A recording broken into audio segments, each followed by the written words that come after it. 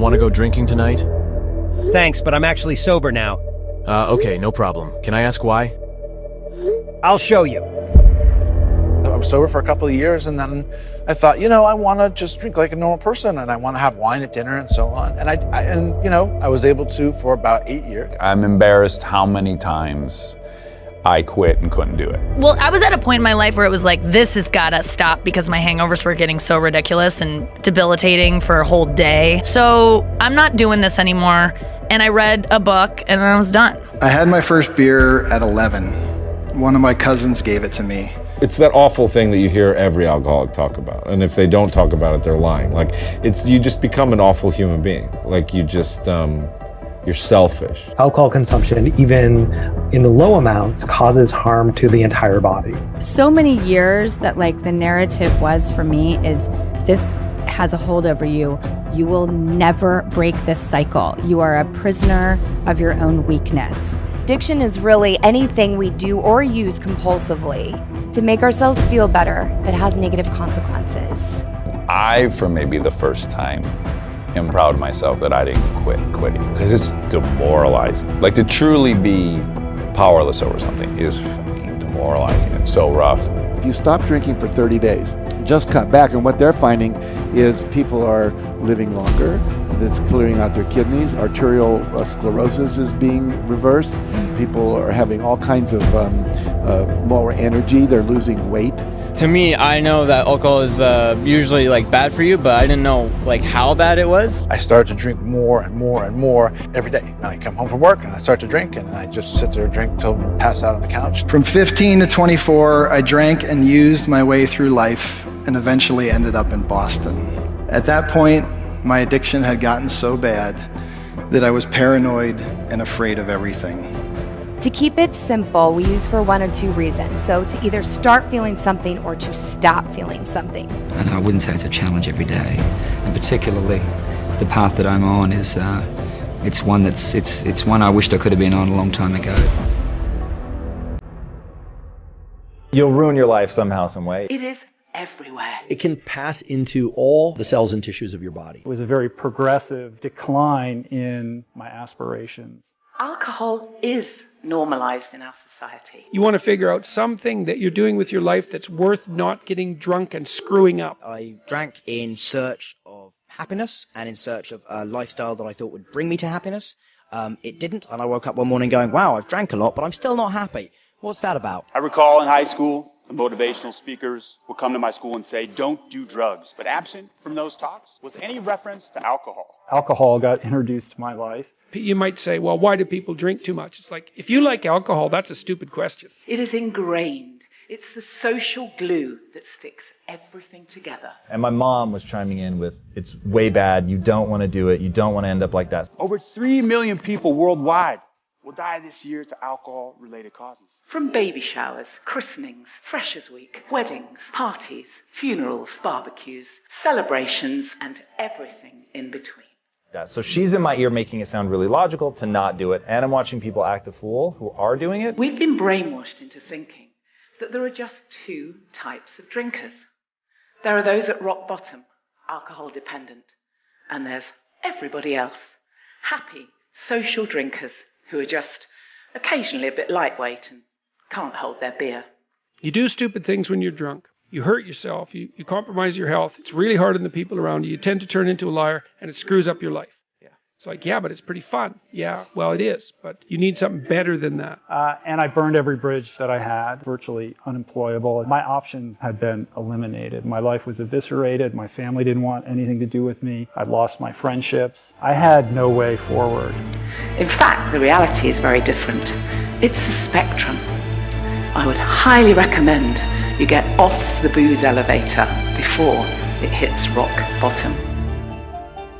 And I just continued to dig that hole deeper and deeper and deeper until one day I had that moment that you hear with people who are in recovery, that moment of clarity where I realized I just couldn't live this way any longer. My elevator had, gone down to the bottom floor. And I met my pain threshold, back to this thesis around pain. Like I had reached a point where I could no longer tolerate the pain of my current situation. And the pain associated with the fear of change was eclipsed by the pain that I was feeling in that moment. And that's what motivated me to change. I went to a treatment center where I lived for 100 days, which is a pretty long time to be in a rehab center. And I did that because I knew if I didn't get this right, that my life was done, And so I took that opportunity seriously. I recognized that despite the fact that I think I'm a smart guy, my best thinking had me literally institutionalized, and that if I couldn't get a grasp on how to live and develop some new skills and a new toolbox for how to approach my life, that I was going to end up in jail, or I was going to kill somebody else or myself. Now we're about a year and a half later, and my life has turned around immeasurably. It's a wonderful thing, and I say to anybody watching or listening to this that it's that there is a lot of pressure on young people not to drink necessarily, but to find happiness through going out and getting mashed, and that's fun, and you have a good time, and good luck to you. But if it doesn't work for you, and if you keep waking up going, I don't seem to be having nearly as good time as most of my friends, then think about it. It doesn't have to be something you do, is all I'd say to people. And what's better isn't being straight and not making mistakes. It's like that's all prohibition in some sense. What's better is, no, you need an adventure, man. You need to get out there and have something to do and something worth waking up for. And that's the substitute for the addiction. Excessive drinking is considered 13 or more drinks a week. If you have 3 glasses of wine every night, which would be splitting a bottle of wine with your friend, your husband, whatever, you fall in that category. An alcoholic is defined as someone basically where they can't stop once they start. Often they'll drink until they pass out. Wow. Or they'll drink to where they become dysfunctional. They become the kind of person everyone goes, my God, you're slurring your words. You're not safe to drive. They get DUIs. Their boss has trouble, like you need to quit coming to work hungover. But an excessive drinker is 13. If you drink 6 drinks a week, if you're a woman, you have a 40% higher incidence of breast cancer. If you drink up to 10 drinks, it goes up to 70% higher chance of getting breast cancer. So just the health benefits. One of the things that's coming out of England is research that if you stop drinking for 30 days, just cut back, and what they're finding is people are living longer. That's clearing out their kidneys. It's arterial sclerosis is being reversed. People are having all kinds of more energy. They're losing weight. Most of the things that we do that are addictions are to numb out our anxiety, to numb out our pain, to numb out the memories of trauma, to numb out our discomfort around being with people in a social situation, the fear that I won't have fun, I won't be interesting, I'm more relaxed, I'm more fun, and that's the big myth, is I won't have a fun life. There's something about my mom. She has a way of making it sound like a really bad idea.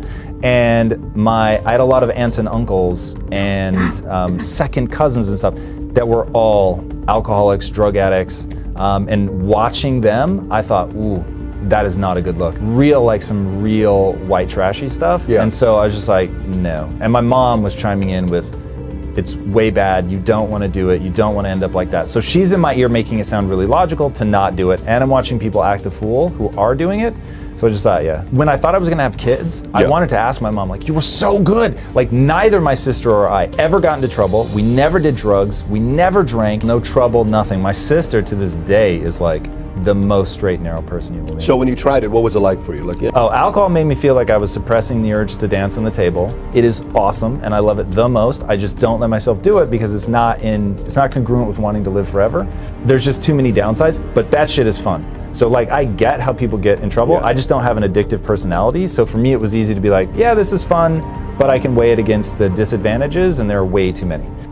Unlike a lot of substances and drugs that actually attach to the surface of cells, to receptors, alcohol actually has its own direct effects on cells because it can really just pass into those cells. And the fact that it can pass into so many organs and cells so easily is really what explains its damaging effects. Ethanol produces substantial damage to cells because when you ingest ethanol, it has to be converted into something else because it is toxic to the body. And if you thought ethanol was bad, acetaldehyde is particularly bad. Acetaldehyde is poison. It will kill cells. It damages and kills cells, and it is indiscriminate as to which cells it damages and kills. That's a problem, obviously, and the body deals with that problem by using another component of the NAD biochemical pathway to convert acetaldehyde into something called acetate.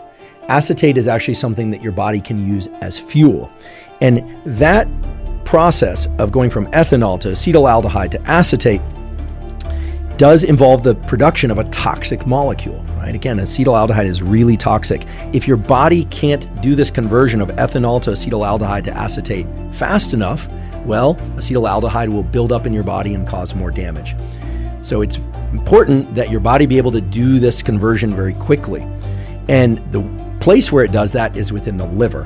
And cells within the liver are very good at this conversion process.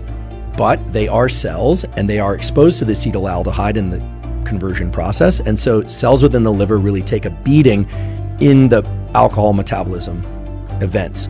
It is the poison, the acetaldehyde itself, that leads to the effect of being inebriated or drunk. I think most people don't realize that being drunk is actually a poison-induced disruption in the way that your neural circuits work.